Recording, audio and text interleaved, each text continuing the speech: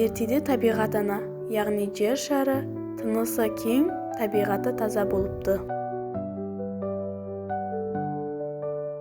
Айналасындағы адамдар да, жануарлар да, өсімдіктер де өзі де бақытты екен.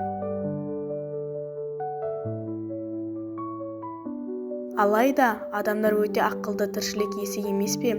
Олар табиғатты өз керегіне барынша пайдалана бастайды. Адамдар өндіріс орындарын ашады, өзендер мен көлдерді ластайды, ормандарды отайды, күнделікті тұрмыс қалдықтарын бей-берекетсіз шашады. Жер шары шарасыз күйге түседі.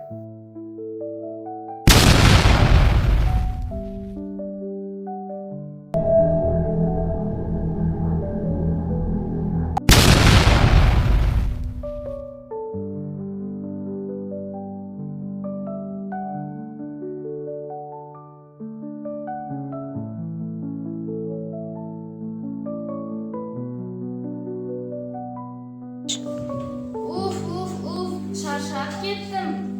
Не болды жер ана? Неге күрсіндің?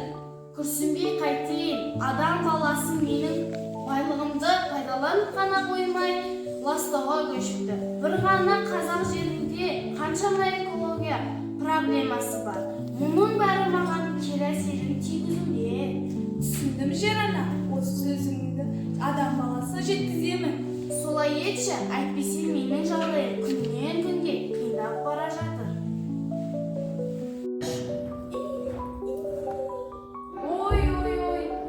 Адам баласы, мен қазір ғана жер ананың жағдайын біліп келдім. Сендер олардың бар байлығын пайдалана қоймай, жағдайын мүшкіл болыпсыңдар. Бұларың не?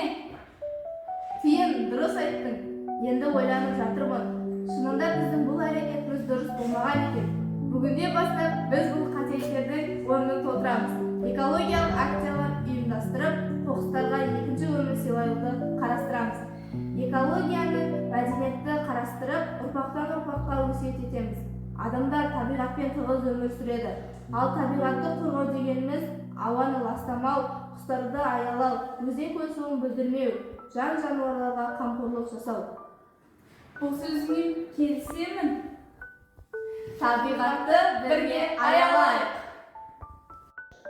Міне сол кезден бастап адамдар табиғатты аялап, зиянсыз әрекеттерді тоқтатты. Жер беті қайта көріктеніп, ғажайып күй кешті.